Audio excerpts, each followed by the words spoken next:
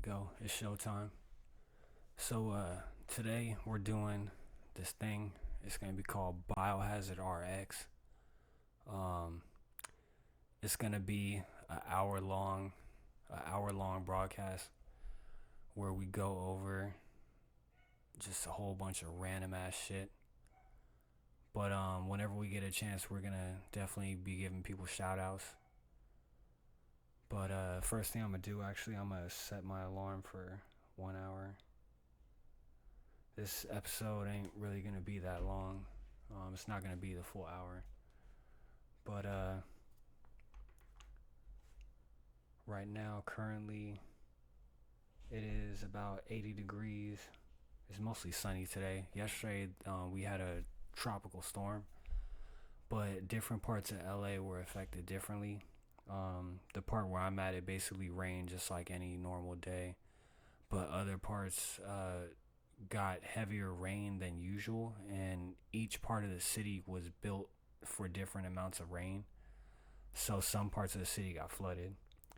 But today it happens to be mostly sunny. It's 80 degrees with a low of 64, and tomorrow it's reading that it's going to be 80 degrees. Wednesday 81 degrees, Thursday 80 degrees, Friday 83, Saturday 84, Sunday 84, Monday 84 as well. Tuesday August 29th 85 degrees, and Wednesday August 30th 82 degrees. So we'll see how that pans out. I mean, we always know, just take it with a grain of salt. But as for today though, there's supposed to be 55.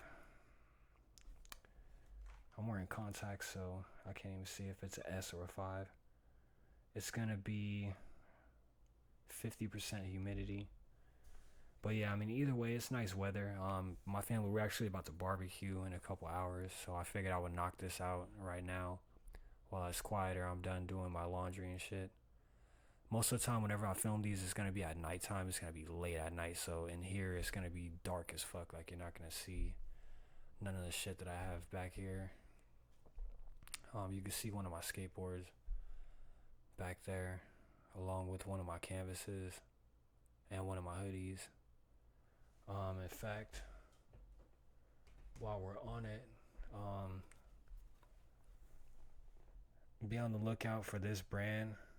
These are some blunts. They're rolled with tea leaf and cacao, but this is a cannabis brand that you're most likely going to see in LA dispensaries very soon. So be on the lookout for it. I'm gonna keep showing their picture whenever I film these too, so that way y'all can get more familiar for when they start popping up in your area. So yeah.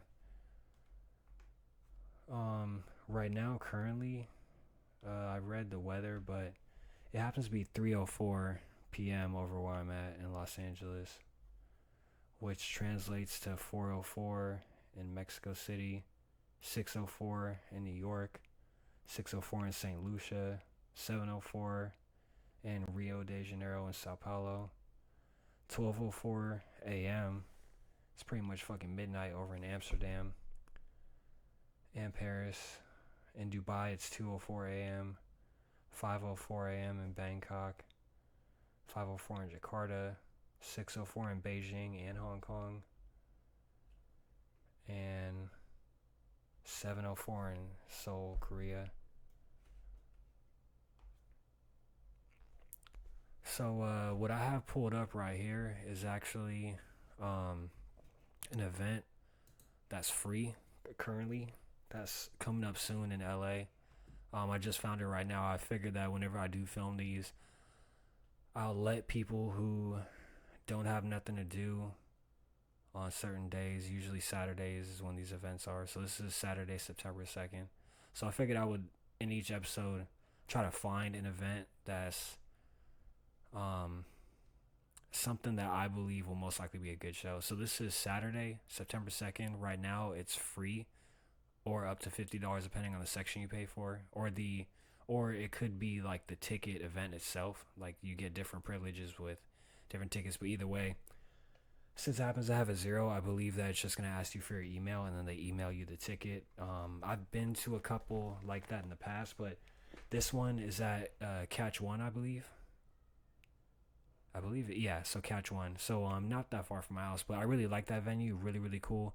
They switch it up and they do all types of different events whenever they have something going on there. So I fucks with them heavy. Um, so yeah, if you happen to be free Saturday, September 2nd, whether you live in LA or aren't from LA, it's free to all people. I definitely recommend hopping on that. You basically just go to eventbrite.com. Once you type in LA or type in your zip code, I believe it'll pop up, but it's going to be Afro Beats. I like their venue, like I said, so I believe it's going to be DJs just spinning Afro beats, Afro pop, Amapiano, dancehall, reggae, soca, and more. So yeah, they're definitely gonna have some DJs that turn it up, and that's why I fuck with them. Like they don't need to always have a performance. Like whenever they send a DJ over there, like because of the way the venue is, I don't know. It's always good vibes over there. It's good energy. It's not like it doesn't seem to me like crazy shit's going on over there whenever I come over there. So I believe that it's gonna be like DJs just spinning, and you just have a good time. I just usually like pregame a little bit before I get up in there. But then again, it's good to buy drinks there and support their cause, support their venue. So yeah, if you're looking for something to do Saturday, September 2nd, that's one thing I recommend. We're basically just gonna go through a whole bunch of tabs. So I've been saying it for a while that the video game industry is basically falling a fucking apart, and it's because just like every industry is getting real fucking corporate. Um, we're gonna talk about corporate shit some other day and go super into detail, but this right here is a headline that I saw earlier today. I remember seeing someone headline a YouTube video with something saying something like what I just said. But apparently, this dude has been working for Treyarch, which I believe is owned by Activision. Anybody who's gone to school or lived in Santa Monica, like when me and all my friends were younger, back in the Tony Hawk's Pro Skater days, Activision used to be located in the city we used to go to school in. So over years they've grown, and I believe Treyarch is like a part of them. I might be wrong about that, but apparently one of the people from Treyarch has been there for 18 years and been on 8 games, which I believe most of them were Call of Duty, is leaving the company. And that's the thing that's been happening a lot lately with all these video game companies. Like employees are getting laid off, everyone's getting pink slipped. They put out a game and it has all these bugs and it doesn't perform nearly as well as it was anticipated. Sometimes anticipations are too high on a game that's pretty good. Sometimes the marketing or the promotion isn't there and it causes the whole perception of the game when it first comes out to not live up to expectations. Like there's so many different variables and shit already within place within the video game industry that this shit is just making it more complicated whenever people are just leaving. And there's always a reason too, and that's the reason why corporations really got to sit down and talk to people. Just talk to all your employees, bring everybody in to a fucking room and have them sit down and just negotiate, figure shit out. Like this shit gets crazy. Like I'm sure he probably wanted to stay there longer, probably could have too. Maybe I'm wrong, maybe he just wanted to leave, but either way, there's definitely things that can be done to make workplaces better than they are. And what I'm saying right now doesn't necessarily even have to do with this story. It's more just the video game industry just in general. But just sit down with people, talk to them, and figure this whole shit out, because I still haven't got Last of Us Part 1 on PC, because when that shit came out, it had fucking bugs. Resident Evil 4 came out at the same time. I copped that instead. Like, that shit was fine. It still performs fine. But Last of Us 1, like, I think they have to patch it to get it to perform the way it's supposed to. And I have a good ass PC, so that shouldn't be a problem, but I guess it is. So I have this pulled up because this is the album of the day, WWF Aggression. But this picture right here, this is the fucking track listings. I didn't want to. God damn it. don't want to go to the website. So yeah, the first song on there was it was the D Generation X theme, and the song is called "The Kings" by Run DMC. The second song was Mankind's theme. The song is called "Wreck" by Kool Keith and Old Dirty Bastard. And then this was my favorite song. Like if you remember this album, this shit was fucking flight. I don't know where to find it now. Like I don't even think it's on Spotify or nothing. But The Rock, his theme, or some of you might know him now. Younger generations know him as Dwayne Johnson. But when he was The Rock, he had a theme and it was called "Know Your Role" by Method Man. So these songs might possibly be on YouTube. I'm gonna have to look later. And then right after that song was Stone Cold Steve Austin's theme, and it was called "Hell Yeah," and it was by Snoop Dogg and Dub C. Like them songs being back to back. I can't really remember "Hell Yeah" that much, but I remember that shit was fucking fire though. And even Vince McMahon had his fucking theme, track 5, called "No Chance." This song is by Redman and Rock Ness of Helter Skelter, featuring Peanut Butter Wolf. Shout out to Redman and Rock Ness. Rock Ness, I follow you on YouTube, so yeah, that's a legend in the game. Like y'all don't understand, and I'm really happy to know that he has a YouTube channel doing I don't want to call them vlogs, but I call them just giving people jewels, just dropping game on people. So shout outs to Rock. Shout outs to Rock. And then also featuring Peanut Butter Wolf, who you may know as the fucking like the owner of Stone's Throw Records. Like this, like people don't understand this album. This is why this is the album of the week. This shit right here is fucking legendary shit. So Gang Rail theme, "I Won't Stop" by C Murder featuring Magic. Kane's theme, "Big Red Machine" by the East Siders. Chris Jericho's theme, "Break Down the Walls" by R.A. the fucking Rugged Man. Track number 9 was New Age Outlaws theme. I don't remember the New Age Outlaws. "You Ain't Hard" by Badass and Technique. Technique, I think. And then track number 10, The Godfather theme, "Pimpin' Ain't Easy" by Ice-T. That shit right there was a fucking banger from what I remember. I'm about to bump that shit later today, actually. I'm about to keep this tab open. Triple H's theme was called "Game" by Mystical and Rascass. Like, I told you, that, like, this track listing is fucking ridiculous. Like, this will never happen again. Like these are, like, every single fucking person I've listed has a heavy history, and a lot of them are still rapping today too.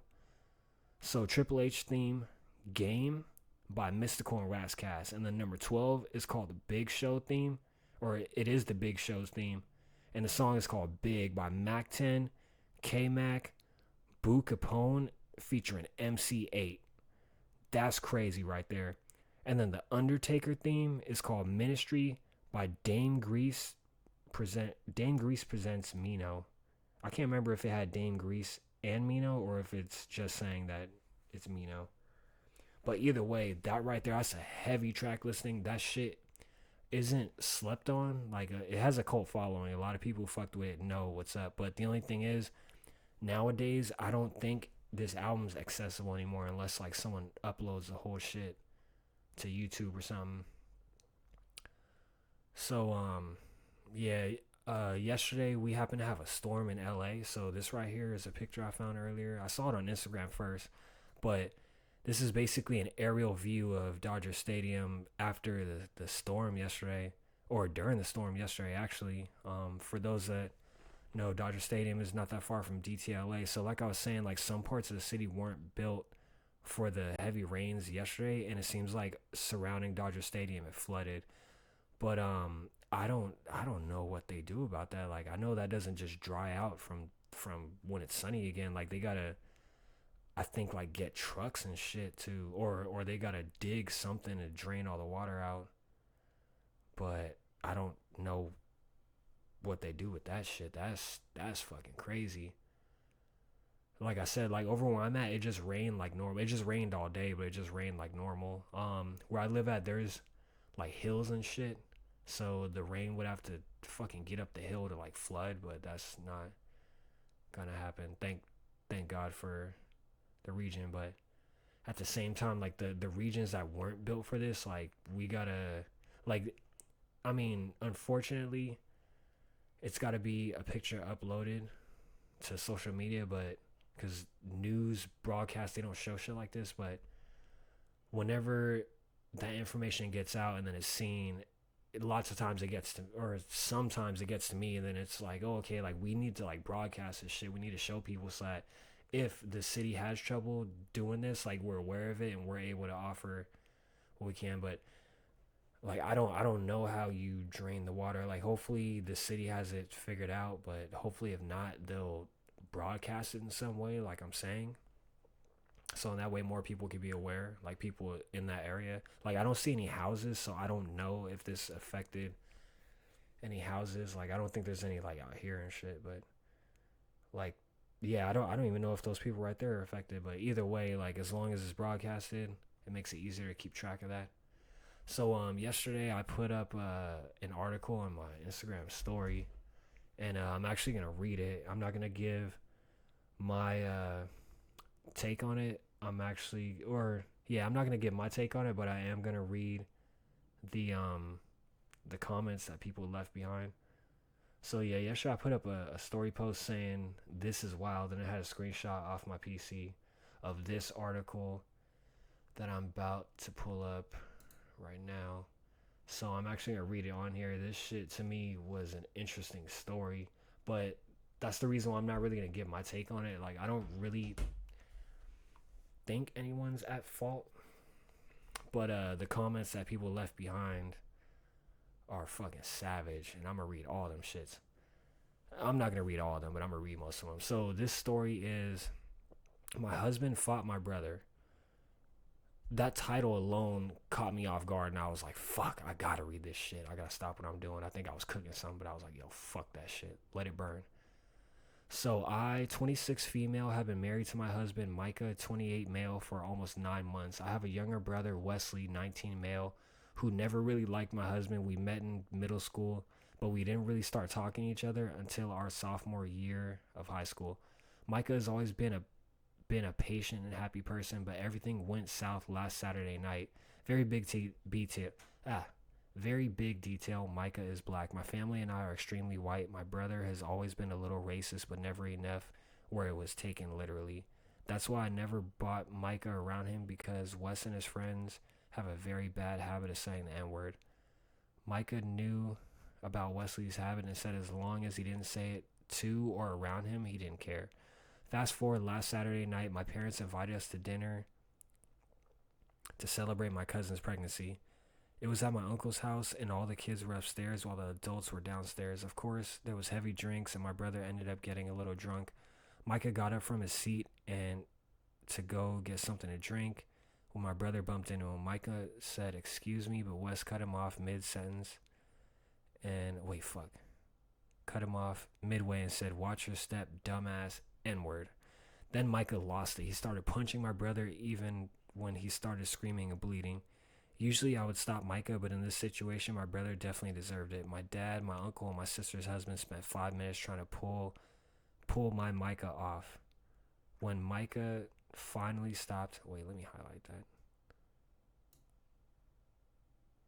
When Micah finally stopped, he kicked my brother one last time, then left. Everybody started babying my brother, even though they said they didn't feel bad for him. When I saw Wesley's face, it was red, bloody, and extremely swollen.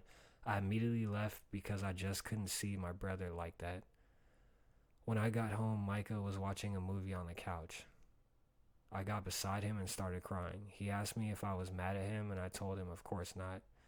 But that was a little extreme. He got defensive and said my brother disrespected his ethnicity and he couldn't even look me in the eye. He packed a bag and said he was staying at a hotel. I tried talking him out of it, but he just walked out. My family is going berserk on me, asking me why I didn't stand up for my brother. While Micah won't talk to me for any reason at all, and on top of all that, I found out I was 6 weeks pregnant. What should I do? Damn. So this is a crazy ass story, and that's the reason why I had to pull that shit up. And I'm sorry to show everybody's fucking names and shit. There's no way to cover it up, but I'm figuring that since this is a public domain that y'all didn't give a fuck when you said all this shit. So the reason I highlighted to pull my Micah off is because I know that she said that in a relationship way, as that's her husband, but at the same time it can be taken the wrong way because you're making it seem like he's your property, and because you happen to be different than him, it could definitely be taken the wrong way. And that's part of the reason why I think people went the fuck in on this whole story, which is also the reason why I'm not leaving my opinion. I'm not trying to add to the damage. Hopefully everything works out. But this person said, this right here, your baby is half black. You want your brother being like that around your child? Today it was a beating, but if you said that to your child, your husband may have murdered your brother. That wasn't just using the N-word, it was using the N-word and asserting dominance. He had an ass kicking coming. I don't understand the comment where she says brother is a little racist, but not enough to be taken literally. Followed by, oh yeah, him and his little racist buddies use the N-word casually. In front of your entire family, your brother uses the N-word, called him a dumbass, and made a show of disrespecting him. It sounds like no one called the brother out on it and instead focus outrage on the husband. How the hell is he supposed to feel moving forward with his family? With this marriage, and I'm pretty sure when it went to the husband, or I'm pretty sure OP stands for oppressor. I'm pretty sure if oppressors went with her husband to a family gathering, she wouldn't be called a cracker or whatever slurs are used for white people. No matter how less than delighted they may have been that their black son was marrying a white woman, he offended himself in the moment. Did he take it too far?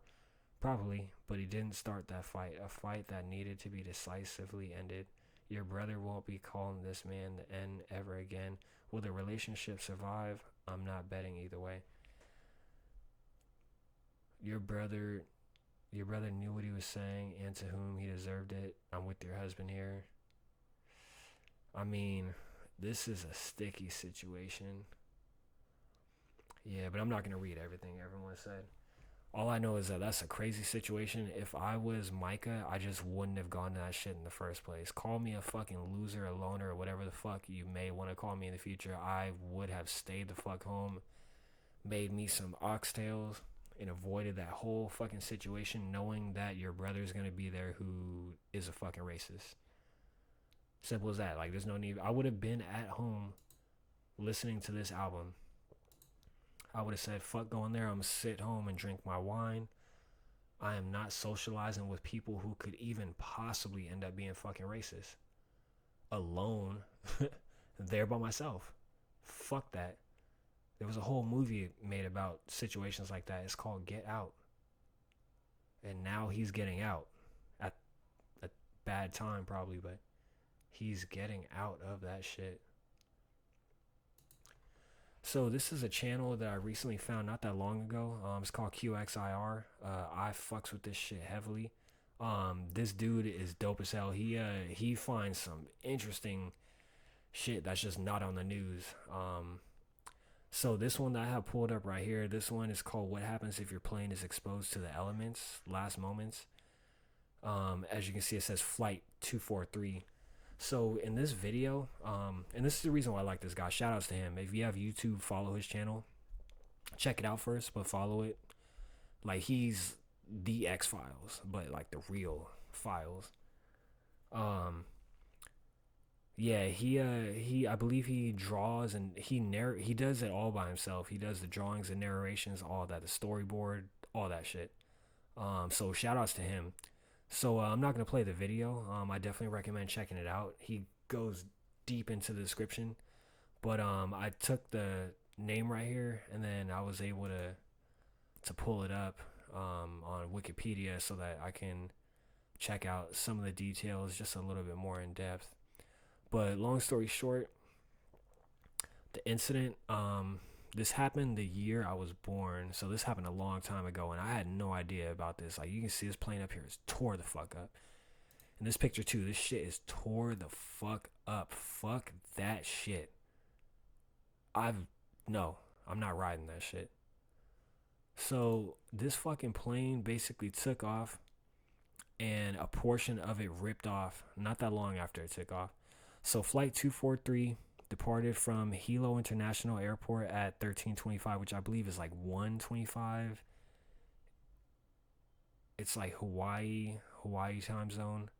So I don't know if it's like 1:35 a.m. or fucking p.m. But either way, April 28th, 1988. So this is months before I was born. With 5 crew members and 90 passengers on board bound for Honolulu. Nothing unusual was noted during the pre-departure inspection of the aircraft. Wait, let me read that again. With 5 crew members and 90 passengers on board bound for Honolulu. Nothing unusual was noted during the pre-departure inspection of the aircraft, which had already completed 3 round-trip flights from Honolulu to Hilo, Maui, and Kauai earlier that day. All uneventful meteorological conditions were checked, but no advisories for weather phenomena were reported along the air route. After routine takeoff and ascent, the aircraft had reached its normal flight altitude of 24,000 feet when at around 13:48, about 23 nautical miles, which is 43 kilometers and 26 43 wait what 43 kilometers or 26 miles southeast of Kailui on the island of Maui, a section of the left side of the roof ruptured with the whooshing sound. The captain felt the aircraft roll to the left and right, and the controls went loose. The first officer noticed pieces of gray insulation floating in the cockpit. The cockpit door had broken away, and the captain could see blue sky where the first class ceiling had been. A large section of the roof had torn off, consisting of the entire top half of the aircraft skin, extending from just behind the cockpit to the forewing area, a length of about 18 feet. That is fucking insane. One fatality occurred. 58-year-old flight attendant Clarabelle Lansing, they called her CB, rest in peace, who was swept out of the airplane while standing near the 5th row seats. Her body was never found. Lansing was a veteran flight attendant of 37 years at the time of the incident. 8 other people suffered serious injuries. All the passengers had been seated and wearing their seatbelts during the depressurization. First Officer Tompkins was the pilot flying at the time of the incident. Captain Schwartz, I pronounced this shit earlier. Let me get it right. Captain Schornsteimer. He's the MVP. I'm going to get into him in a sec. Took over controls and performed an immediate emergency descent. The crew declared an emergency and diverted to Kahului Airport for an emergency landing. During the approach to the airport, the left engine failed, and the flight crew was unsure if the nose gear was lowered correctly. Nevertheless, they were able to land normally on runway 2 13 minutes after the incident. Upon landing, the aircraft's emergency evacuation slides were deployed, and the passengers quickly evacuated from the aircraft. 65 people were reported injured, 8 of them with serious injuries. At the time, Maui had no plan in place for an emergency of this type. The injured were taken to the hospital in tour vans belonging to Akamai Tours, driven by office personnel and mechanics, as the island only had 2 ambulances.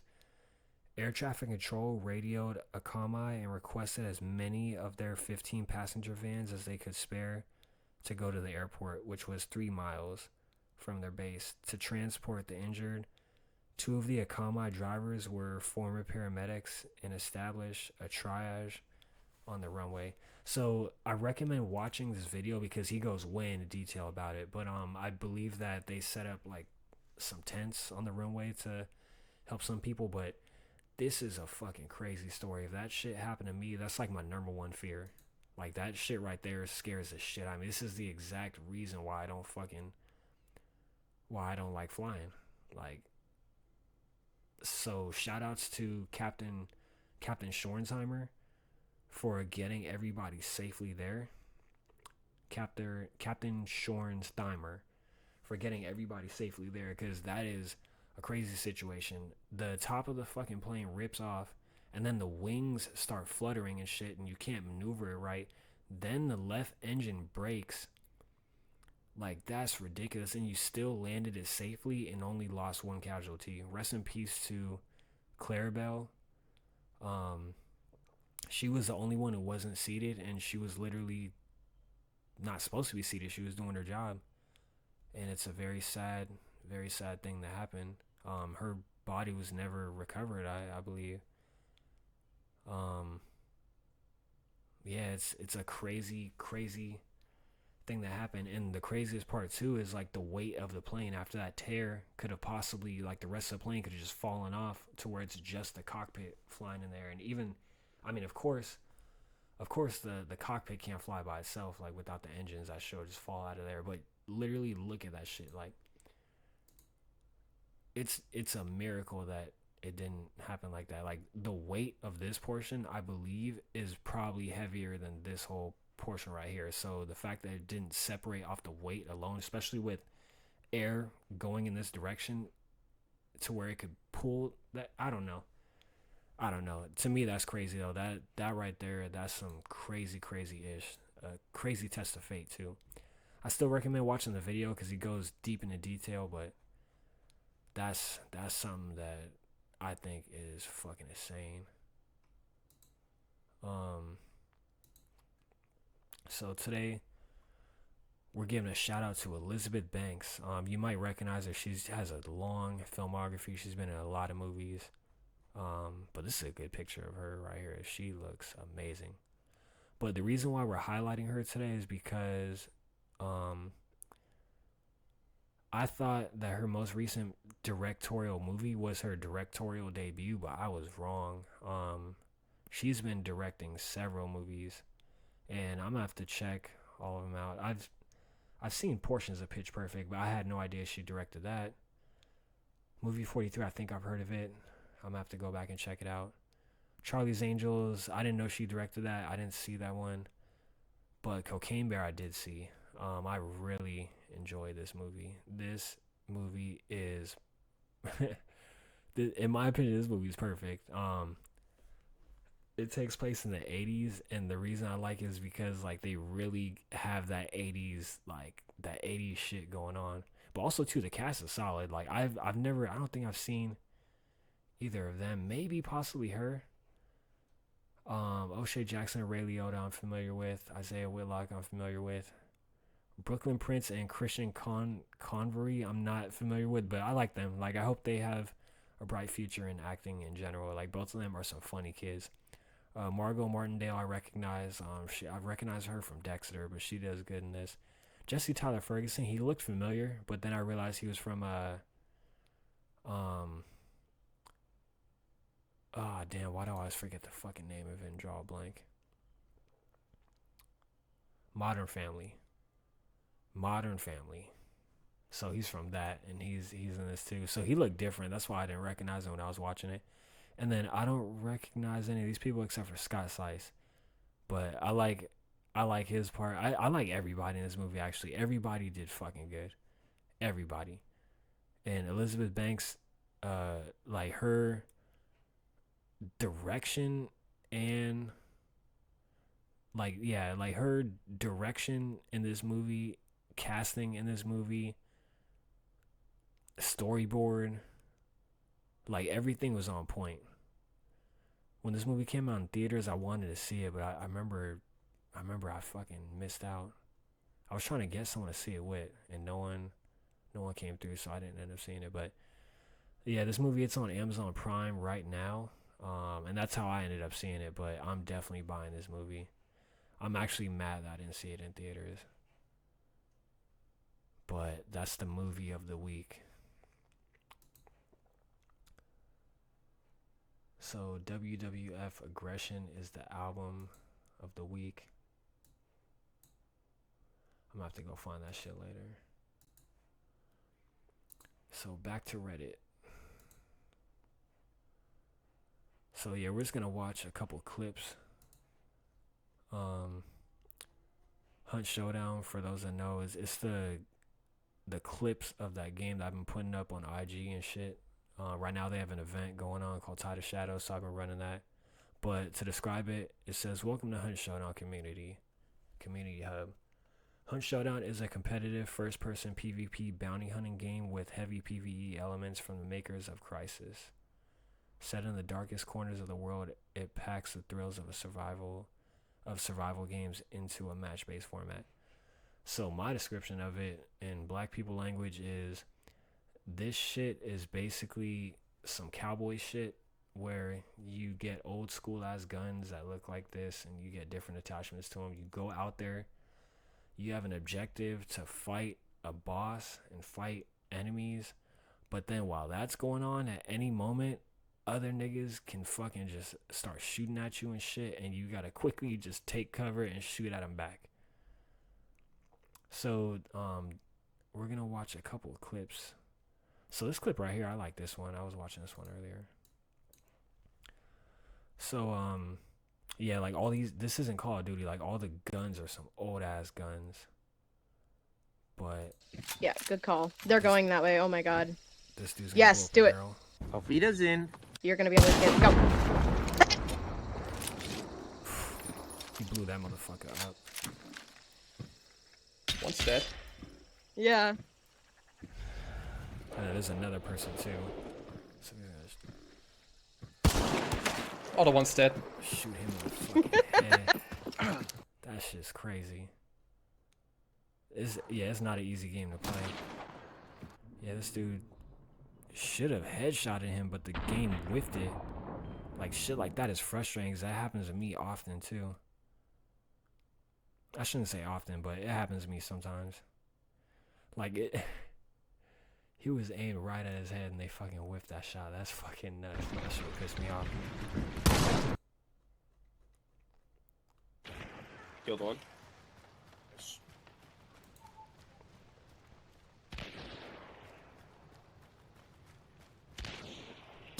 Oh. Ooh, nice shot. Good stuff. Ah! I'm dead. I'm so dead. Please, Ooh, please. another. Oh my god, thank you.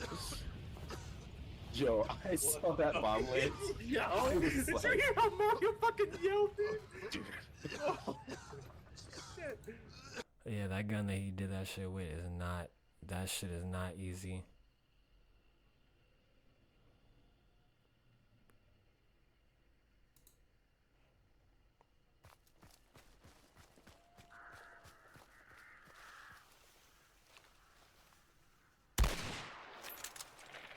That's my favorite gun. Ooh, wait, hold up. I didn't realize he was shooting a fucking barrel. That's a barrel right there? Where the fuck is the barrel? Damn, so he blew up both of their ass with that fucking barrel. Like, I can't see no fucking barrel though. Damn, that's crazy. That shit right there is crazy. I was on my phone in the beginning until I heard someone approach. Very fun kill indeed, though I don't think they would agree. Damn, I mean, and that's the thing. Like, I see that a lot. Like, people traveling really, really close to each other. That's not a good idea. But this gun that he's using, that's my favorite gun. I took a year off this game, and I just came back for this event. But, yeah, over that time, they added this gun, and this is my favorite gun.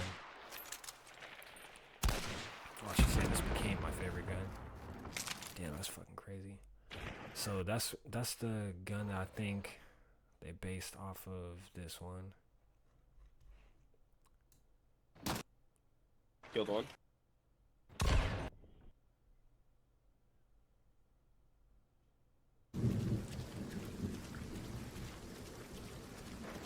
Second day on the hunt, first time taking out a squad. So we took out more than one person. I saw this one earlier.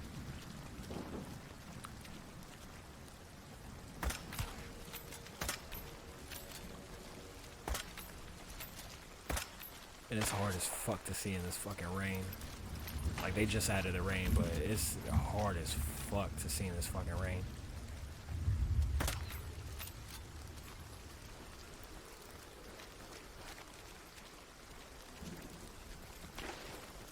Yeah, his approach is good. He's hiding in the shadows.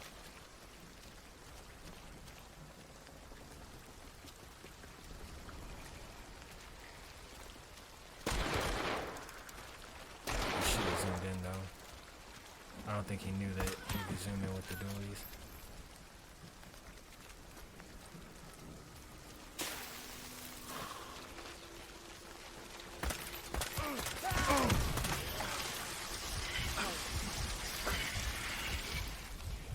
So yeah, you group that ass out. Good shit.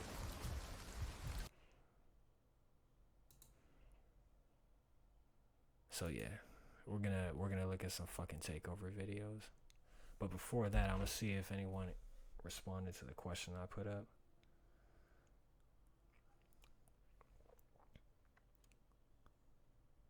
So I was speaking about corporations earlier, so today I put up something that kind of touches on the cannabis industry. So the post I put up says, the most commonly used herbal medicine that comes from the earth was commonly used by struggling minorities in inner cities. The harmless plant was Schedule 1 for decades, meaning that it was put on a list as a very dangerous drug on the levels of heroin, mushrooms, LSD, acid, cocaine, etc. Bath salts, chemicals.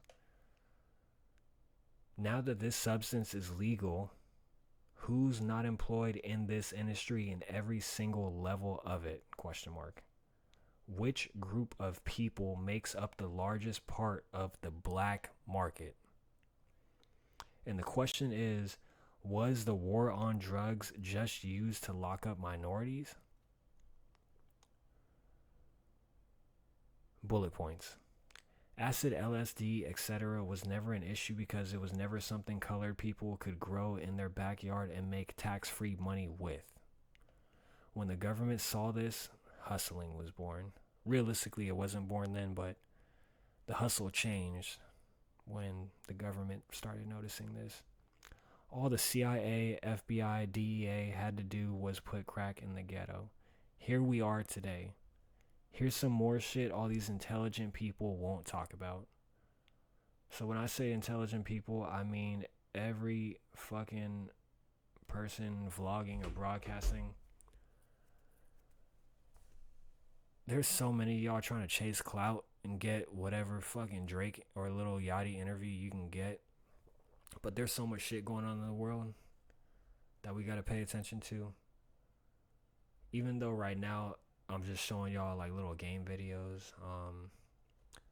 I figured we watch a couple videos of takeovers and shit, because where I live at, there's a lot of takeovers.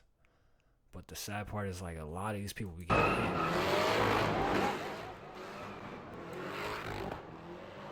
Like whenever people don't get hit, I consider that a successful takeover. Like these motherfuckers spinning out, but I'm glad that no one's flying out of the fucking vehicle. Everyone's got the seatbelts on and shit. These motherfuckers got party lights.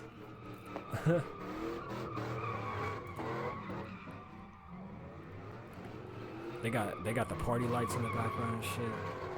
But as you can see, the drivers, they're maneuvering properly. I mean, which is not easy to do when no one's getting hit yet. But this camera work is nuts.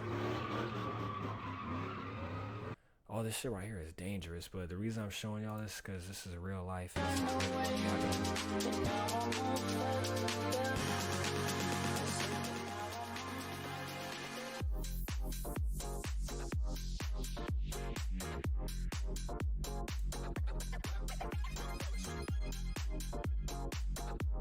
Fucking bike. Damn, motherfuckers fucking grinding. Yo, that's wild. That is wild. You gotta have the tires for that shit.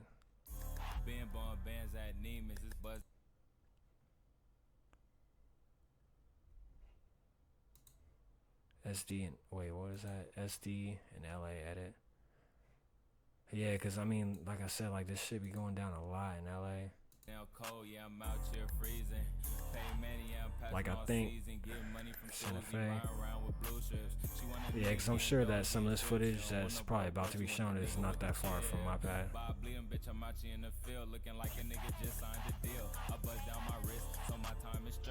APs and rollies like what my watch say. Nigga drinking juice like his Cavassier. Got the pops on my notches, got him out the bank. I'm smoking on this thing. I'm dripping in this Louis, got the belly on my belt. Damn, this motherfucker's sliding. Gotta get new strips, pull up in the new whip. You heard about the Sting team, bitch, we get to it. Plays on plays, hey, jugs on judge going down to Romney just to get my rings flooded. Niggas on bullshit, crying about a broke bitch. I stay in the field, so I ain't never getting low. Bitch, I got it out the mud, I got it out of stinky, and I got my. And that's the thing. I'm glad that they edited it to where it's not showing the license plates and shit. I don't want to put anybody in trouble.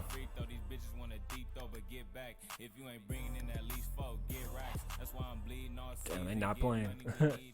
See, that's the thing though. Like, if it's set up properly and it's not just randomly done in the middle of a four-way intersection, traffic hours and shit, and no one's getting hit, I'm with it.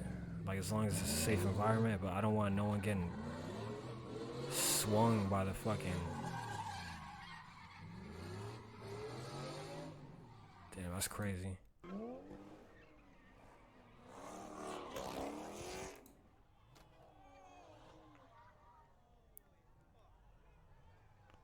Man, this is what I'm talking about. Like, this shit right here is dangerous. Like, why is there a fire in the middle? Like, you don't want the engine to fucking... And then all these people are surrounding that shit. So whenever you light a stove and you see those blue flames, cars can emit that. Certain engines can emit that too. And they're flames that you can't really see. So it's like, if you get put... Like, people can't really put them out if they don't see it, is what I'm trying to say. But, whew, man. So, since we were showing Hunt Down videos, I figured I'd throw in one of my clips. I got popped in this one.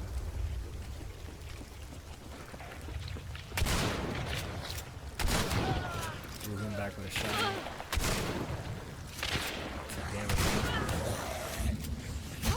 Because of that damage right here. So that third dude, or this dude, I don't know where the fuck he shot me from. I have no idea. So we're gonna watch this fucking roller drone clip and then I'm gonna end this. But these are just videos from my YouTube channel. So yeah, this is one of my favorite games. This is called Roller Drone. It's on Steam. It's not that expensive from what I remember, but I call it Deadpool the game because as you can see, you're basically doing Tony Hawk shit, but at the same time shooting people with guns. Because it's supposed to be like a game show in the future, but it's got like an 80s theme. So this level that I'm at right now is, they call it Houston Mall, or it's supposed to be like a mall in Houston in the future. So like I said, it's a game show. Behind these glass panels is like an audience and they're just watching all this shit. But I'm over here just styling on them.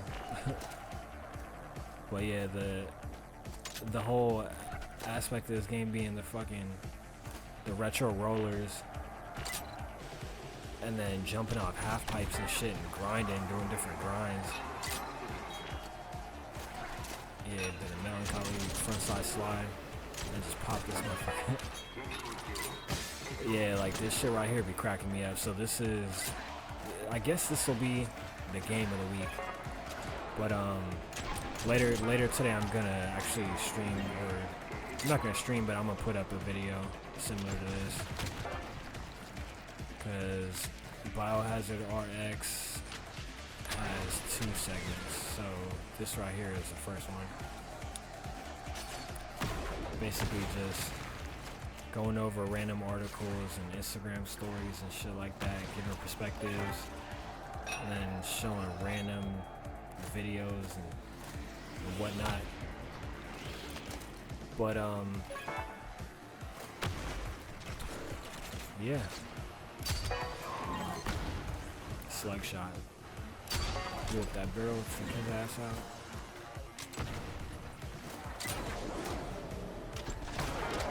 One thing I will say is the importance is highlighting people and what they're doing, but not only putting eyes on one group of people or professions.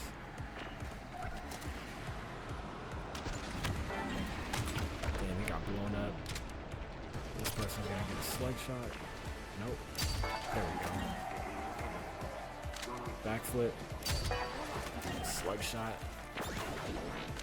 Yeah, this game goes crazy. Like, this shit's not easy. That's why I don't have that many videos of this on my YouTube channel. I should have done that for myself up. Let's see. I know I got another one.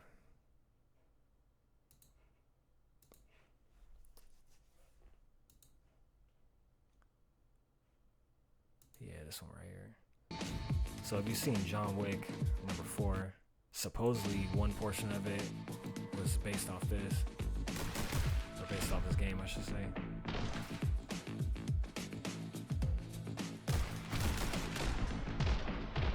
Shit. This dude right here, he gets popped once he goes through the door. But the cool thing is I popped another person right there too, that one that's in the bathroom. Those shots for that dude in front of him.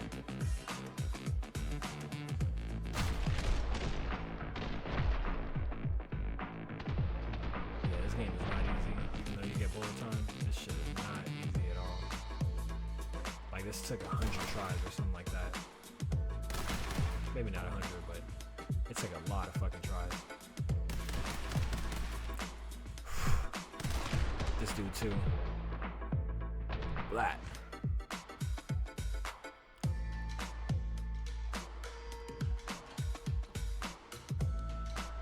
This is how they used to raid.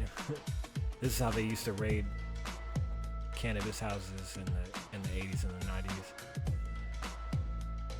Like, knock knock, we have an odor coming from your backyard. Let us in. We don't have a warrant. Fuck a warrant. And then they do this shit.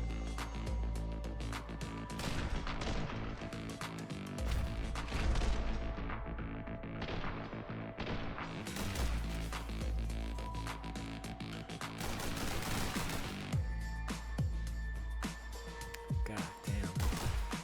That person got it the worst. He was just thinking to himself like, damn man, I wonder if I left the stove on at home. And it just got fucking popped. Yeah, this dude right here almost got me. I remember his ass almost got me. I was about to be pissed too, because that shit took, like I said, like almost 100 tries. I would have been fucking hot over that shit. Yeah, so definitely hop on YouTube and check that shit out.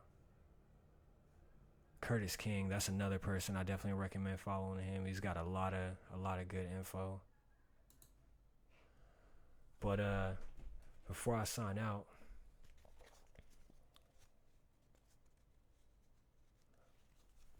these are the cards I've been handing out at the last events I did. But this album is finally out and it's on my Bandcamp. I still have a couple songs to add to it, but most of that shit is up on the Bandcamp actually. So when you go to the Bandcamp, it's actually right here. So the cool thing is, as you can see, it says album in progress. It used to just be 2 tracks, but now it's 11 tracks. It used to just be these 2 right here. So yeah, whenever you go to the Bandcamp, it's up there. It's in progress. So all this shit right here is gonna get expanded on. Each track has info, and it's gonna be up to, I can't remember how many tracks, but there's definitely gonna be some more added before the year ends. But the cool thing is that you can listen to it for free. So that's the reason why I'm plugging it right now. I don't think anyone knew, but you can go to it and click it and listen to it for free. You don't have to buy it. So yeah, we're about to sign off. Like I said, I'm gonna upload like a streaming clip later. I just gotta figure out what game.